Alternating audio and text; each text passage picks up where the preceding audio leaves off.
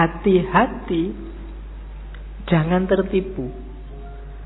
Banyak hal yang kau anggap sebagai penyebab sebenarnya adalah hijab. Ini penting. Banyak hal lahir, yang lahir ya, karena ini ngomong yang lahir sama yang batin. Yang lahiriah, yang kelihatan, kita nganggapnya ini sebab.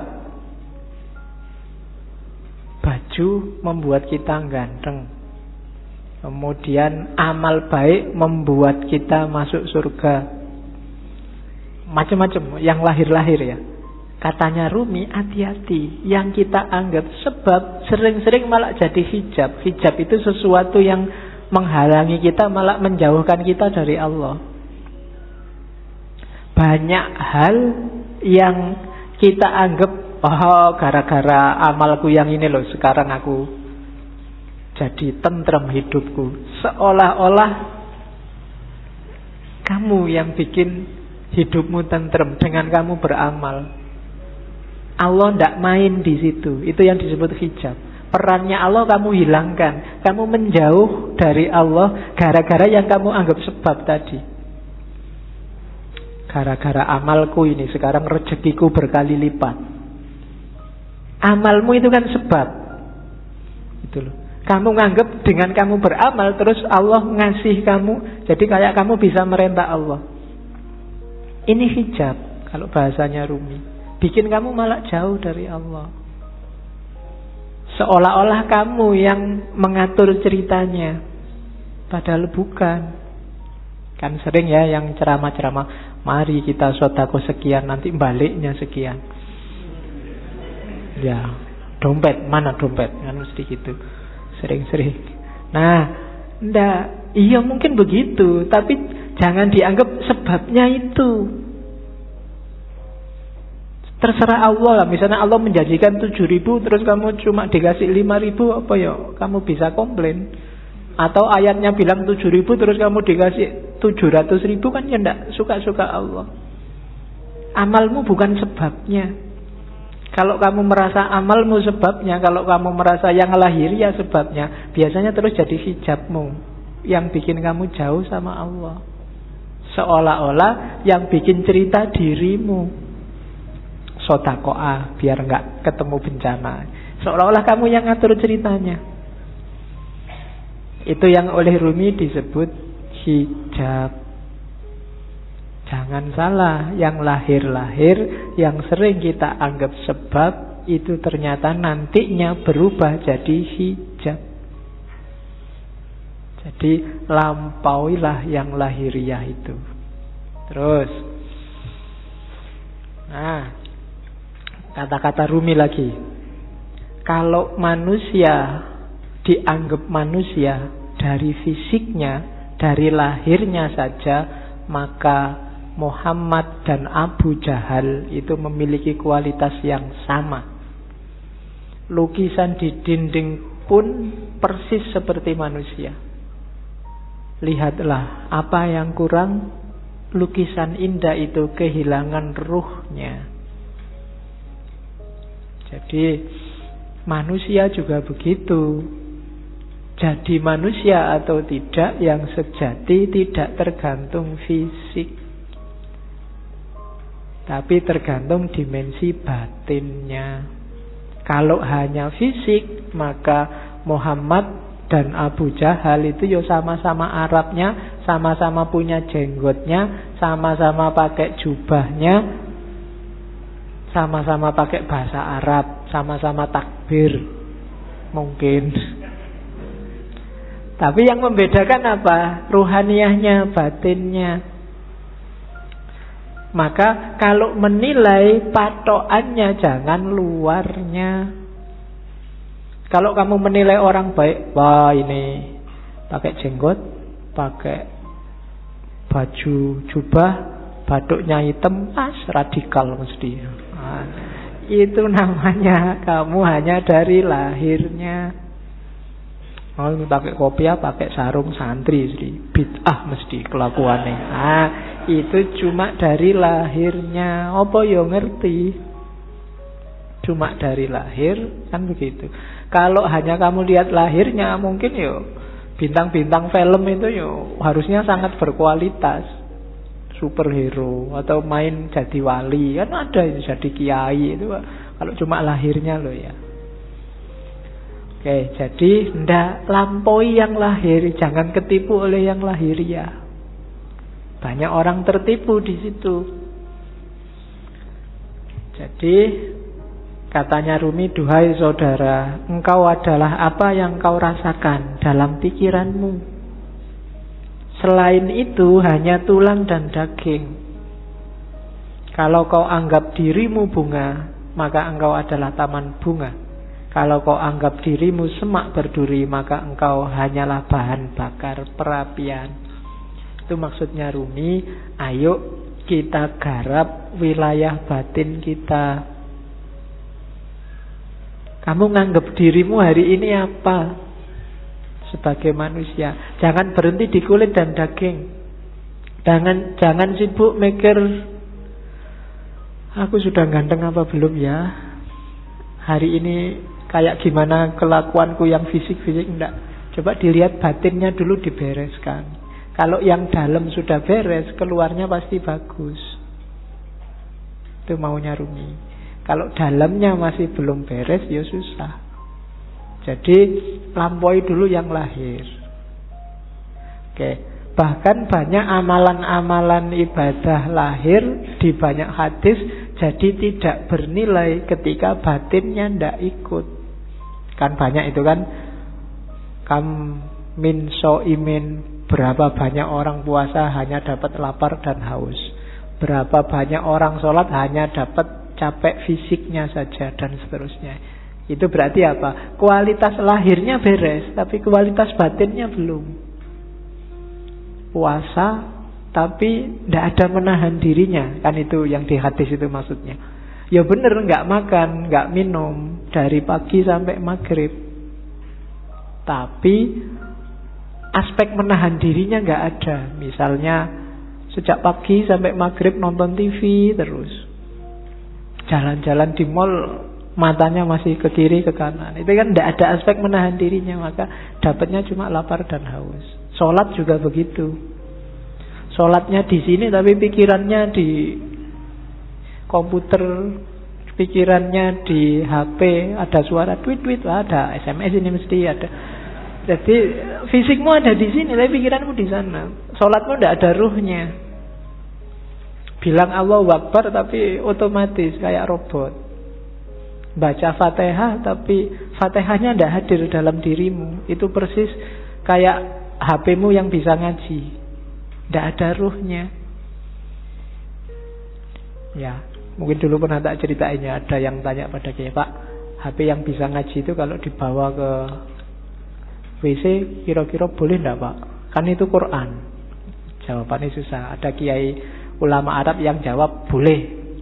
Kenapa? Asal di WC nggak disetel ngajinya, nggak kamu sambil di WC terus ngaji Bismillah, nggak boleh. Tapi kalau ada aja dalam HP nggak apa-apa. Analoginya apa? Pikiranmu. Kamu hafal Fatihah nggak? Hafal. Berarti di kepalamu ada Fatihahnya. Wong hafal. Kalau kamu masuk WC, masuk hafalannya mau dibuang kan nggak? Berarti tulisannya ada, hafalannya aja, masuk WC asal nggak kamu bunyikan waktu di dalam WC. Nah, itu HP-nya saja itu kan tidak ada ruhnya. Jadi kalau kamu ngaji, kalau kamu sholat, ketika jiwamu nggak hadir, batinmu nggak hadir, ya cuma dapat wadahnya saja, tidak ada isinya. Bahkan mungkin lebih bagus HP-mu, tartilnya jelas. Iya, kalau kamu ngaji dewe kan masih pelekak-pelekuk.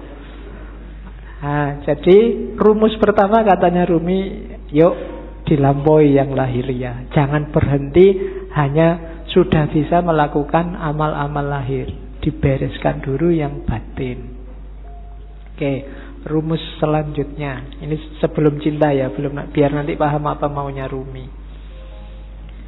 Ini sama kayak banyak sufi yang lain. Katanya Rumi, manusia ini jagat kecil. Bahasa filsafatnya mikrokosmos, alam sohir. Alam semesta ini alam kabir. Dalam diri mikrokosmos ada makrokosmos, dalam dirimu terkandung semua unsur-unsur alam semesta. Makanya Al-Quran menyuruh, lihatlah sekelilingmu dan lihatlah dirimu sendiri. Karena dalam diri kita, apa yang ada di alam, dalam diri kita ada, dalam bentuk mini. Unsur-unsur alam apa saja itu sebenarnya ada. Mineral kah, air, api, udara, tanah, ada semua dalam diri kita. Jadi kita ini mikrokosmos. Maka pertama-tama pahamilah dirimu, kenali dirimu, lihatlah ke dalam. Nah, kalau sudah paham diri kita, kita akan paham alam semesta.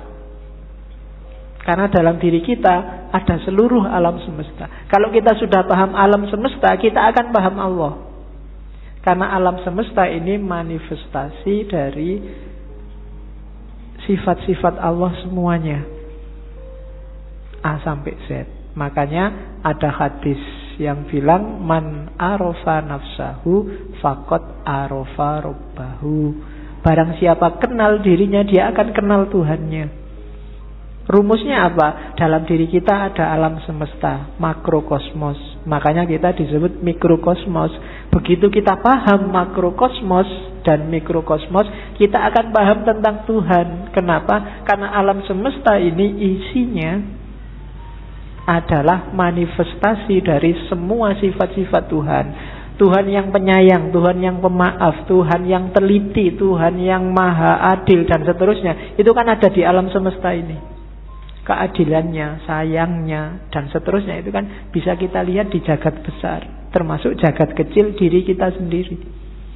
Betapa telitinya Allah. Misalnya matahari itu kalau lebih dekat 10 cm aja dari bumi, bumi tidak akan kuat, dia akan terbakar dan kalian tidak bisa hidup.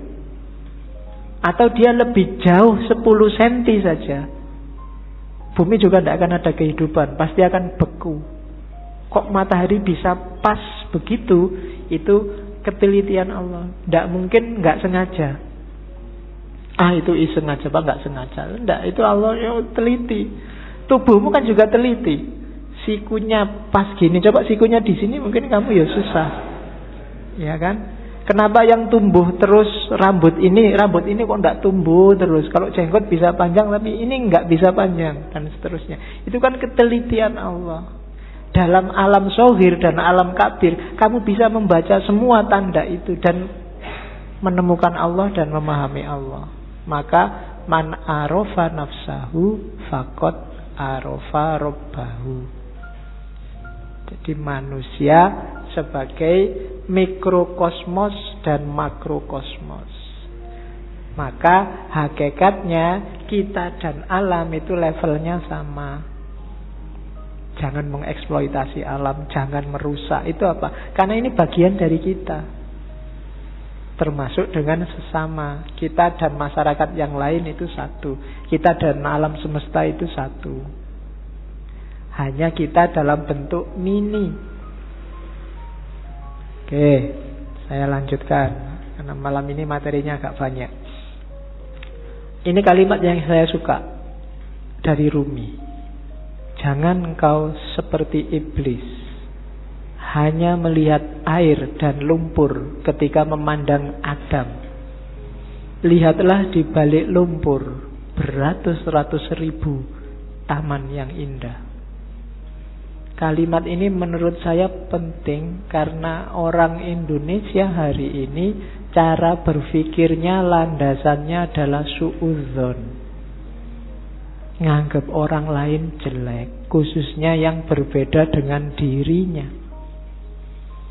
Kalau sudah benci, tidak ada baiknya sedikit pun. Itu disindir oleh Rumi. Orang kayak gini, kayak iblis, yang melihat Adam hanya dari sisi air dan lumpurnya.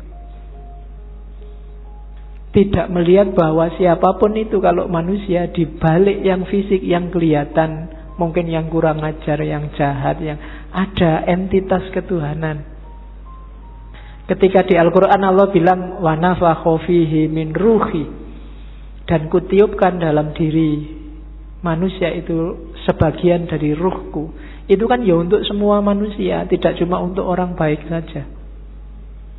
Ya orang jahat ya ada ruhnya juga, yang bagian dari Allah. Hanya saja di orang-orang yang jahat, yang jelek ini, ruhnya Allah ini terhijab banyak sekali sehingga tidak kelihatan, sehingga gelap.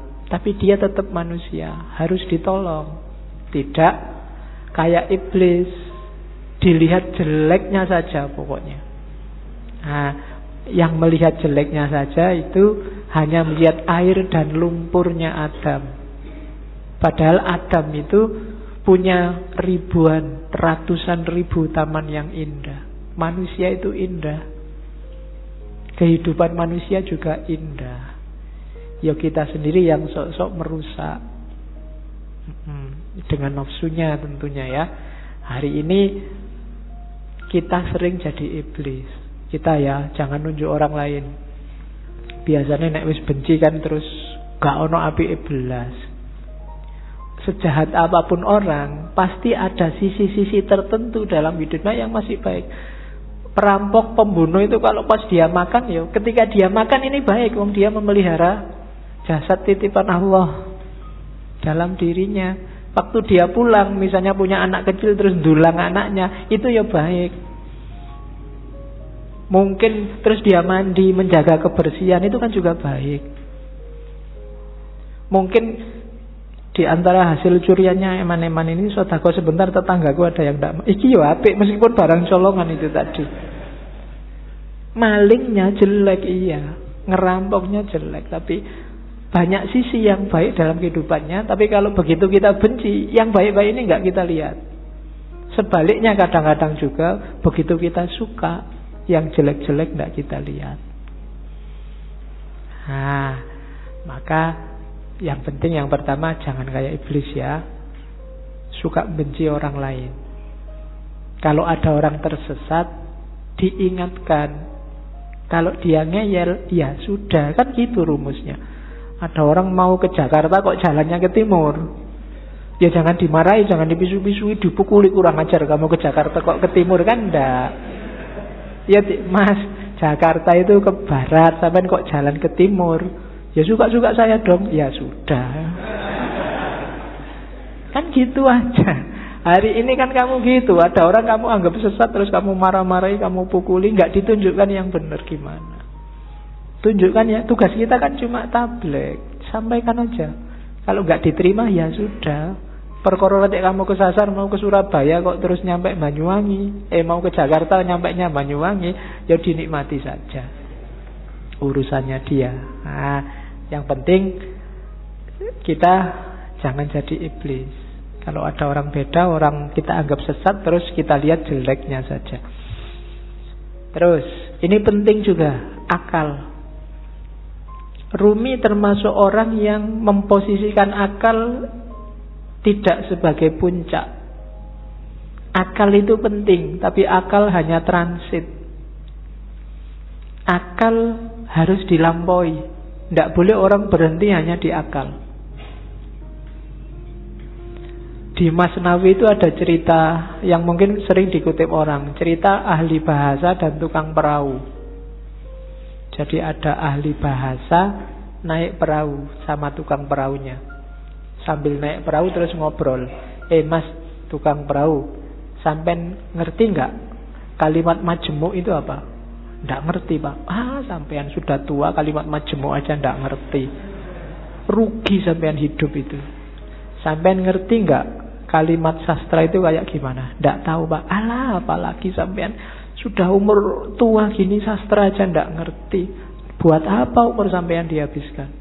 Sampean ngerti nggak? Pokoknya diajak ngobrol gitu, dimarahi terus, dilecehkan terus. Tiba-tiba terus ada badai.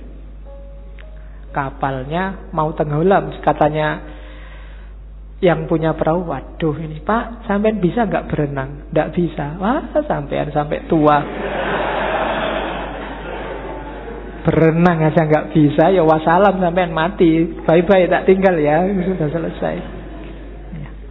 itu cerita ini terkenal, nanti variasinya macam-macam. Tapi ini Rumi mau nyindir bahwa ya bolehlah ada orang pinter, tapi sepinter-pinternya orang itu kan sesuai bidangnya. Yang pinter filsafat mungkin tidak ngerti sama sekali tentang fikih. Yang pinter fikih mungkin tidak ngerti tentang kalam. Yang teknik mungkin tidak ngerti tentang kedokteran. Sak jago-jagonya Habibie, kamu tanyain, Pak Habibie, ngerti nggak teorinya Ghazali tentang? Nggak ngerti dia. Dia ilmunya penerbangan. Jadi ndak. Maka orang pinter yang sombong itu janjane orang bodoh.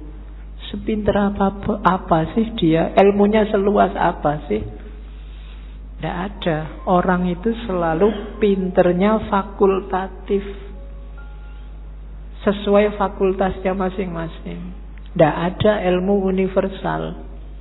Makanya tidak ada kuliah di universitas, yang ada di fakultas. Universitas cuma mengkoordinir. Kalau digabung dari banyak fakultas, jadilah universitas. Kan logikanya begitu. Jadi cerita ini sebenarnya Rumi main nyindir, ndak. Sejago-jagonya akalmu hanya bisa menangkap sesuai pengalamanmu masing-masing. Ndak akan lebih dari itu. Tapi saya ngerti dunia luar angkasa loh Pak. Ya, paling kamu pernah baca buku tentang luar angkasa, kan itu aja. Filsafat saya juga ngerti, matematika juga ngerti. Yang kebetulan kamu ngalami membaca atau ngalami belajar. Yang tidak ya enggak. Sokrates mungkin orang paling pinter, tapi sama istrinya urusan nyambel apa urusan bikin sayur itu tetap menang istrinya. Ya kan? Sepinter apapun Immanuel kan, kalau bannya bocor, kan ada cerita satu ketika Immanuel kan bannya bocor, sadelnya patah. Begitu nyampe di tukang sadel, Immanuel kan pengen nguji yang punya, tukang sadel tolong saya dibikinin sadel yang pakai rumus trigonometri plus 2 kali. Dari tukang sadel tidak bisa saya. Kalau sadel biasa bisa, kalau pakai rumus macam-macam tidak bisa. Ya memang beda ilmunya. Jadi yang pertama catatannya akal itu tidak segalanya. Kalau kita hanya bersandar pada akal, maka kita bersandar pada batas pengalaman kita sendiri. Karena sejauh apapun ilmu kita, ya sebatas yang pernah kita alami. Ilmunya mahasiswa filsafat pasti beda dengan mahasiswa pendidikan, pasti beda dengan mahasiswa teknik. Itu batasnya akal. Jadi saya bilang tadi, akal hanya transit.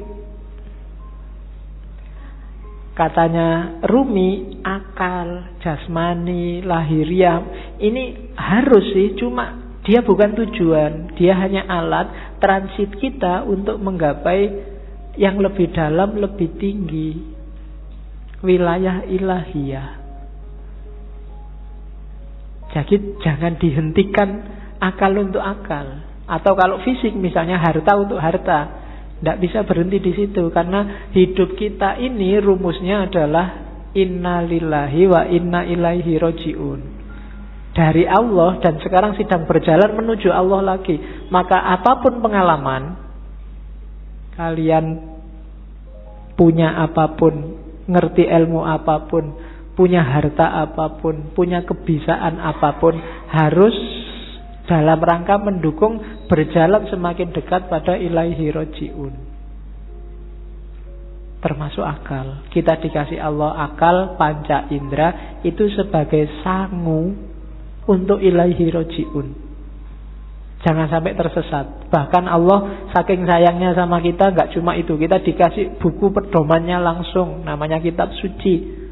Enggak itu juga, karena khawatirnya kita enggak mau baca, kita dikasih nabi juga, dikasih rasul juga. Dalam rangka apa? Biar langkah kita ilaihi roji'un ini pas, enggak keliru. Maka katanya Rumi, akal kita, panca indera kita, apapun yang kita bisa, yang kita miliki, ini harus jadi jalan, harus kita lampaui menuju ilaihi roji'un tadi, dalam rangka bertemu dan berjumpa sama Allah. Kalau enggak, berarti satu di antara dua. Kalau bukan kesia-siaan yang nanti kita sesali, mungkin juga ketersesatan. Sia-sia itu tidak ada gunanya, kita tuas capek. Tersesat itu kita nyeleweng, jalurnya tidak ilaihi roji'un. Kalau Al-Quran bilang yang bisa ilaihi roji'un itu nafas mutmainnah. Ya ayyatuhan nafsul mutmainnah, jiwa yang tenang. Maka tugas kita di dunia ini bikin nafas kita mutmainnah, biar nanti bisa ilaihi roji'un, bisa kembali dengan mulus, dengan lancar pada Allah. Nah, itu akal. Jadi termasuk ngaji ini ya. Ngaji ini tidak boleh bikin semakin jauh dari Allah. Harus bikin paling tidak selangkah kecil lebih dekat sama Allah. Kalau enggak, mending kamu tidak usah ngaji. Kalau ada ya Pak, saya itu ngaji filsafat terus jadi nggak yakin Allah itu ada apa enggak. Terus kamu tidak usah ngaji lah kalau gitu. Kok waktu ditanyain Allah besok kamu nunjuk aku. Ah itu yang ngajari Pak, nanti gitu aku susah aku. Enggak, pokoknya apapun harus bikin kamu selangkah lebih dekat. Kuliah juga begitu. Kamu kuliah juga, target sementaranya sih untuk penyemangat itu kan ya IP lah, pekerjaan lah. Tapi harusnya kuliahmu bikin kamu semakin dekat sama Allah. Makan juga begitu, tidur juga begitu, pacaran juga. Ya jadi kalau punya pacar, bilang ke pacarmu, kita komitmen ya, kita pacarannya semakin mendekat ke Allah. Ya diatur sendiri rumusnya, kamu yang ngerti. Ya, kalau mau pegangan tangan, bismillahirrahmanirrahim. Ya, kalau sudah alhamdulillah. Oke. Itu maunya Rumi. Jadi apapun fasilitas yang diberikan Allah pada kita sekarang, manfaatkan itu untuk ilaihi roji'un. Hakikat kita ada di situ. Dan semua yang bikin kita semakin jauh dari ilaihi roji'un, hindarilah. Termasuk mungkin yang casingnya, casing itu kan tampakan luarnya, kelihatannya ini sangat agama deh, kelihatannya ini sangat islami deh, tapi kok rasanya bikin kamu semakin gak dekat sama Allah, mending dijauhi. Oke, itu Rumi. Saya ingin ngomong sedikit tentang ini. Tarian berputar Darwis, Whirling Darwis. Di tarian ini ada beberapa kunci ajarannya Rumi. Ya kalian lihat kemarin di masjid juga ada. Itu ada rumusnya. Mungkin kalian lihat dengan semakin muter semakin cepat, semakin lemah semakin cepat. Ada yang tanya kok enggak pusing ya? Enggak. Ada rumusnya. Kalau pengen enggak pusing, yang pertama, waktu muter, kepalanya jangan ikut muter, jangan ikut geleng, jangan ikut ngangguk. Yang kedua, jangan merem. Kalau merem, ada kecenderungan lebih pusing. Yang ketiga, jangan lirak-lirik, pandangan matanya harus lurus. Jadi yang gerak cuma badannya. Posisi tangan itu penting. Tangan kanan menunjuk ke atas, tangan kiri ke bawah. Ini menjemput, menunggu hidayah dari Allah. Kalau sudah dapat, disebarkan ke bawah. Jangan dilek dewe basa Jawane. Aja dipek dewe. Kalau dapat ilmu banyak, kalau dapat yang penting-penting, ya disebarkan. Jangan pelit, jangan nunggu diundang dan dibayar baru mau ngajar. Ya.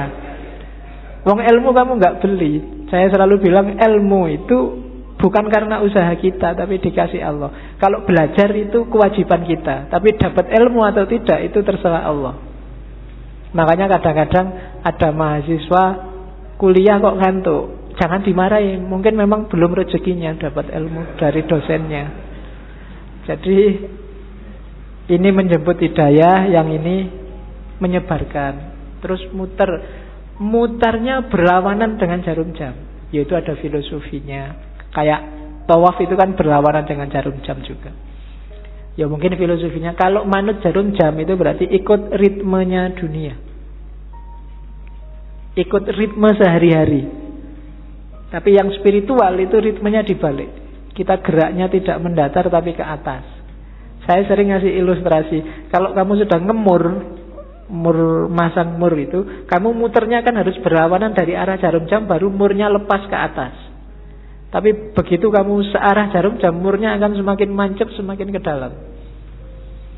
Maka tarian ini juga muternya berlawanan, biar ada energi vertikalnya, energi ke atasnya. Itu diantara rahasianya. Ada topinya. Topi ini kalau di Rumi, topi yang tinggi itu isyarat dari kuburan, makam, nisan. Maksudnya apa? Kuburan dari ego, kuburan dari nafsu, hasrat duniawi. Itu kan topi yang tidak keren sama sekali. Karena memang simbol dari nisan, simbol dari kuburan. Kamu jalan-jalan di mall pakai itu mesti dilihat banyak orang. Tidak keren. Karena memang simbolnya bukan simbol untuk keren-kerenan. Dia simbol dari ego. Terus baju putih itu ya ego yang sudah kamu kubur dalam dirimu, sekarang kasihlah yang putih, ditutupi oleh cahaya amal baik, kesucian. Nanti kalau pertunjukan biasanya ada fase ketika yang di tengah pakai jubah hitamnya dibuang. Nah, itu berarti membuang semua yang hitam-hitam, yang jelek-jelek, untuk lahir sendiri jadi putih. Terus nanti ada gerakan kayak orang kedinginan itu. Nah, ini gerakan menyatu, angka 1, tauhid, dan seterusnya. Itu wawasan kecil aja. Jadi kamu jangan heran kalau ada jenis tari semacam itu. Itu ada makna spiritualnya. Nari saja tanpa makna ya eman-eman. Yang lihat tari juga harusnya bisa ngambil makna. Kalau dalam sufi, jenis semacam ini namanya sama. Sama itu seni mendengarkan. Dengan mendengarkan terus kamu tergerak mengalami kedekatan sama Tuhan. Kan kadang-kadang ada orang yang kalau wiritan sendiri dia susah dekat sama Allah, susah tergetar hatinya. Tapi begitu mendengarkan orang ngaji, mendengarkan lagu-lagu spiritual, itu batinmu tergetar. Dengerin lagu religius itu kamu kadang-kadang kan bisa nangis, apalagi pas duit entek. Kok sedih ya aku, kapan ini kan gitu. Nah, itu. Tapi kalau wiritan sendiri enggak, kan ada yang gitu. Maka teknik mendekat ke Allah itu sufi macam-macam. Kalau di torekotnya Rumi ini pakai tarian sama namanya. Karena ada musiknya nanti kan, dan musik itu yang bikin ekstase lebih cepat. Oke, itu Whirling Dervish namanya. Teori tentang darwis yang berputar. Saya sudah mau masuk ke cinta, cuma puisi ini menarik saya untuk bekal teman-teman. Bagus untuk tidak kemerungsung. Banyak orang hari ini ketika kamu belajar ajarannya sufi, terus waduh berarti harus jadi sufi ini. Terus kamu besok wiritan terus, puasa terus 2 hari, tapi habis itu hari ketiga lagi, kumat lagi, terus lagi. Enggak. Katanya Rumi enggak begitu caranya, pelan-pelan, step by step. Jika engkau belum punya ilmu, hanya prasangka, ya milikilah prasangka yang baik tentang Tuhan. Begitulah caranya, katanya Rumi. Jika engkau hanya mampu merangkak, maka merangkaklah kepadanya. Gak usah nunggu pinter tasawuf, pinter ilmu kalam, pinter fikih baru mendekati Allah. Bisanya apa? Ya dengan itu kamu mendekat ke Allah. Jika engkau belum mampu berdoa dengan khusyuk, tetaplah persembahkan doamu yang kering, munafik, tanpa keyakinan itu. Karena Tuhan dengan rahmatnya akan tetap menerima mata uang palsumu. Tidak apa-apa. Kan banyak kan sekarang doa itu tidak ada rasanya karena kamu sudah hafal. Saking hafalnya kan doa Bismillahirrahmanirrahim, alhamdulillah. Doa itu kan minta. Minta apa ndak jelas. Itu mungkin malaikat ya bingung, kamu itu minta apa? Jaluk kok sambil ngeremong, sambil kadang yang jarinya sambil berdoa sambil mungkin jaluk tenan apa ya. Tapi ndak apa-apa katanya Rumi. Persembahkan saja doamu. Gusti Allah itu Maha Rahmat. Dengan rahmatnya dia tetap menerima mata uang palsumu. Ya. Dulu ada yang tanya ke saya, kenapa doanya orang Islam itu tidak terlalu manjur, lebih manjur doanya orang Cina. Karena orang Islam itu pasif, kalau doa nunggu, ya Allah kasih dong ya Allah. Kalau orang Cina maksa, ya Allah turunkan. Jadi akhirnya jatuh semua dari atas. Kamu kan nunggu buahnya jatuh. Kalau orang Cina, wah, jatuh dari atas. Oke. Jadi tidak apa-apa wis. Berdoa sebisamu. Ya agak palsu-palsu dikit, munafik-munafik dikit. Itu kan kering munafik tanpa keyakinan. Keyakinan itu penting loh dalam berdoa. Karena Allah menjawab doamu itu sejauh keyakinanmu. Saya sering bilang kan, kalau kamu berdoa, ya Allah semoga semester ini saya lulus kumlot. Tapi kamu bisa ndak ya wong IPK ya ndak, kamu sendiri ragu-ragu ya ora dibales, kamu sendiri nggak yakin. Keyakinan itu penting. Pak, saya keyakinannya separuh, apa ndak usah berdoa saja. Ya berdoa saja, jangan khawatir. Allah tahu yang kamu mau. Berdoalah. Allah tetap mengakui meskipun uangmu palsu, sama Allah diterima aja, ndak apa-apa wis. Karena Allah sangat sayang sama kita. Jika engkau masih mempunyai 100 keraguan mengenai Tuhan, maka kurangilah menjadi 99 saja. Begitulah caranya, wahai pejalan. Jadi kalau kita masih tidak terlalu mantep keimanan kita selama ini, masih melanggar-melanggar, masih dosane oke, ya tidak apa-apa, dikurangi dikit-dikit. Ya 100% tidak mungkin lah ya. Dikurangi 1%, biar jiwamu terlatih. Kalau langsung dibuang semua, insya Allah gagal. Ya, saya langsung ingin ikhlas lillahi ta'ala, tidak ngejar surga Pak, tidak iso. Harus pelan-pelan. Terus, biarpun telah 100 kali engkau ingkar janji, ayolah datanglah lagi. Nggak usah malu-malu. Pak, dosa saya banyak Pak, saya harus datang lagi. Enggak Pak, datang lagi aja. Allah tidak akan nolak. Tidak ada kata terlambat. Jadi tempuhlah jalan itu. Pak, itu dhuwur banget ya Pak teorinya Pak, tinggi sekali apa ya. Saya bisa Pak, bisa. Pelan-pelan, sedikit-sedikit, biar ilaihi roji'unnya sempurna. Eman-eman, kalau nanti kamu tidak, nafasnya tidak mutmainnah, dilatih pelan-pelan. Pak, saya itu susah ikhlas Pak, kalau sedekah mesti pamrih Pak. Ya sementara pamrih dulu tidak apa-apa, tapi tetap sedekah. Nanti lama-lama latihan. Oke, jadi tempuhlah jalan itu.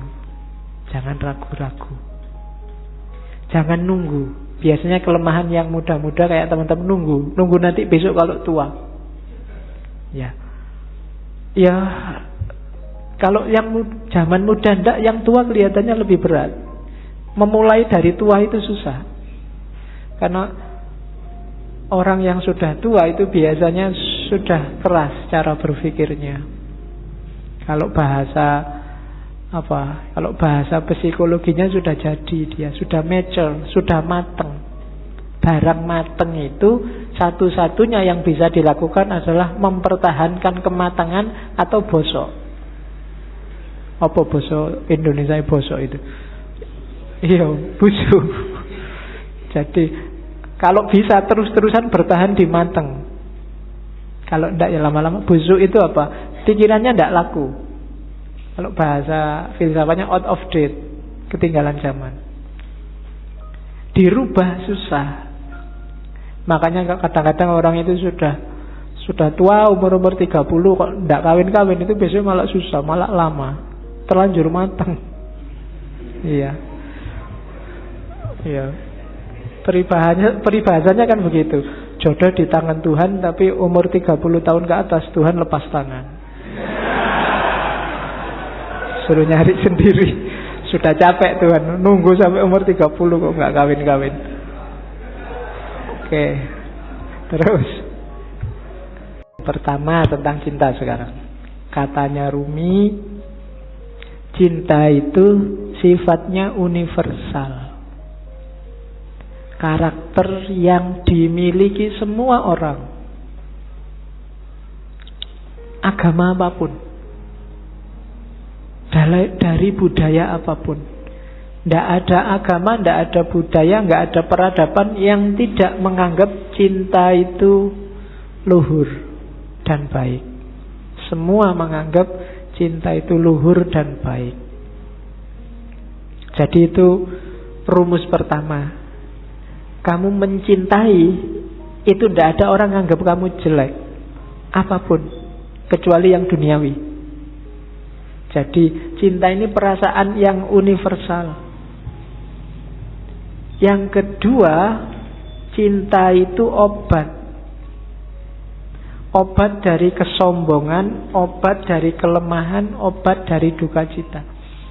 Mengingatkan yang minggu-minggu lalu ya. Jadi cinta itu kan ketika orang berhubungan dengan sesuatu, tapi dia tidak memiliki pamrih apapun selain untuk yang dicintai. Ibu ke anak, orang tua ke anak, mungkin kamu dengan sahabatmu, ketika nggak nuntut apa-apa, kepingin yang kamu cintai ini bahagia, baik, unggul, dan bila perlu kamu berkorban demi kebahagiaannya, demi kebaikannya. Nggak usah ada balasan apa-apa. Kan itu kemarin definisinya cinta. Nah, cinta yang kayak gini, ini melatih jiwa. Yang pertama apa? Jiwa jadi nggak sombong. Jiwa pecinta itu jiwa yang rendah hati. Kenapa? Dia tidak mikir dirinya. Kok kamu merasa pecinta tapi masih sombong? Belum berarti. Perlu latihan lagi. Dan pecinta pasti kuat. Ya kan? Jiwa yang kuat itu kan jiwa yang dia selalu ingin memberi, tidak minta-minta, tidak ingin dibalas. Kalau kamu memberi sesuatu dan masih ingin balasan, berarti belum cinta. Makanya minggu lalu Robiah Adawiyah bahkan bilang, enggak, ya Allah, kalau aku ibadah ini hanya minta surga, jauhkan aku dari surga. Kalau aku ibadah ini takut dengan neraka, masukkan aja aku ke neraka. Aku tidak butuh surga, tidak butuh neraka. Aku hanya butuh dirimu, butuh ridhomu. Tadi kan rumusnya bukan ilal jannah atau minan nar, tapi ilaihi roji'un, pada Allah. Sering saya ilustrasikan surga dan neraka itu kayak semacam iming-iming biar kamu jalan menuju Allah. Kayak orang tuamu ngasih, belajar loh, nanti kalau belajar rajin tak beliin sepatu. Membeli sepatu ini surganya bagi kamu. Padahal maunya orang tuamu bukan sepatunya. Begitu kamu belajar, kamu akan pinter dan kamu akan ngerti manfaatnya pinter. Sholatlah, ibadahlah, zikirlah, biar kamu masuk surga. Kamu kan semangat begitu dipameri surga. Padahal begitu kamu tempuh jalan itu, sebenarnya kamu sedang menuju Allah. Itu memang diiming-imingi begitu. Karena manusia itu butuh reward konkret biasanya. Kalau rewardnya abstrak, orang geraknya susah. Tenang aja, besok di surga 72 bidadari gratis. Di sana bisa makan sak kapoi. Ini kayak diiming-iming. Kamu kan terus jadi semangat. Sebenarnya kalau kamu jalan di situ, ya kamu akan ketemu Allah. Surganya dapat surga yang punya Allah kok. Masuk ketika kamu sampai ke Allah, jiwamu tumanina sama Allah dicemplungin neraka, kan enggak? Ya pasti surga. Dan nikmatnya bareng Allah itu jauh melebihi surga. Nanti banyak teks yang bilang itu. Cuma kamu tidak bisa bayangkan. Apa sih Pak enaknya? Bayanganmu kan sama Allah terus duduk jejer sama Allah. Tidak enak Pak, enak di surga Pak. Banyak bidadarinya. Iya. Pikiranmu masih material. Belum nyampe enaknya. Yang punya pacar bisa menganalogikan. Ketika kamu duduk jejer sama pacarmu, itu kan seneng kamu. Duduknya setengah jam itu rasanya baru 1 menit. Pinginnya berlama-lama bareng terus, itu karena sudah cinta. Sama Allah kalau kamu jatuh cinta juga begitu.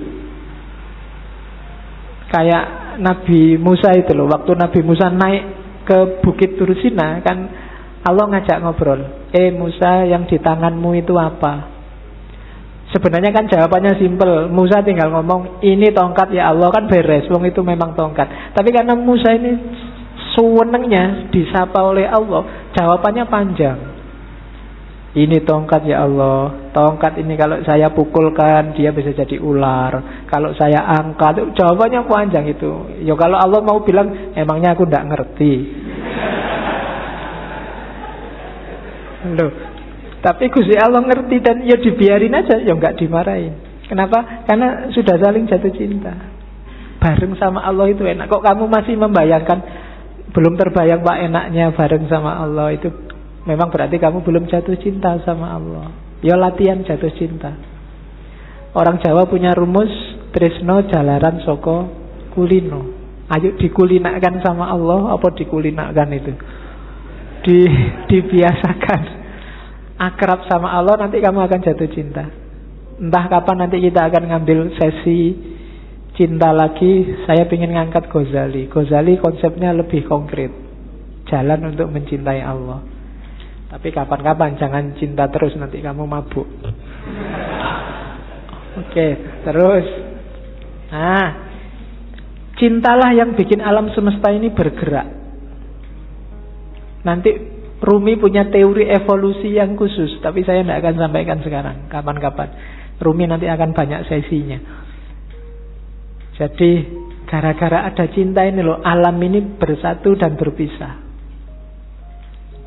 Orang tua sama anak habis bersatu berpisah. Berpisah ini juga tanda cinta. Kalau orang tua tidak mau nyapih anaknya, padahal berat nyapih anak ini, tidak tego nyapih anak, tapi harus disapih. Kenapa? Karena cinta. Jadi pertemuan dan perpisahan itu banyak ya karena cinta. Kamu melepas masa mudamu menuju masa dewasa. Janjane pengenmu mbok saya muda terus, nggak bisa. Hidup itu ada pertemuan, ada perpisahan, dan biar jalannya on the track, dasarnya harus cinta. Jadi cinta adalah yang menggerakkan dunia ini. Dan cinta yang bikin kita karakternya, kalau bahasanya Rumi, menuhan. Semakin tulus kita cinta pada apapun, karakter kita akan semakin menuhan. Menuhan itu semakin spiritual. Tidak ada pamrih, tidak ada tujuan-tujuan apapun selain Allah. Itu yang kalau dalam agama disebut ikhlas. Jadi ciri sejati cinta itu justru ada pada ikhlas. Ikhlas itu kamu beribadah, satu-satunya target adalah keridhoannya Allah. Makanya Robiah kemarin di hampir semua puisinya selalu bertanyakan, ya Allah, apakah engkau ridho dengan ini? Kalau engkau ridho aku tenang. Sebelum aku yakin engkau ridho, aku ini masih gelisah. Jadi yang dikejar cuma ridhonya Allah. Satu-satunya yang dikejar cuma Allah. Itu namanya ikhlas. Lillahi ta'ala. Tidak karena apapun. Ya Allah, aku amal baik ini, semoga engkau ridho ya. Jadi yang ada di pikiran itu selalu nyali ridhonya yang dicintai. Sama kayak kamu pacaran itu kan, selalu mikir, iki pacarku kalau gini seneng enggak ya? Kalau tak bawa ini nih mau enggak ya? Kalau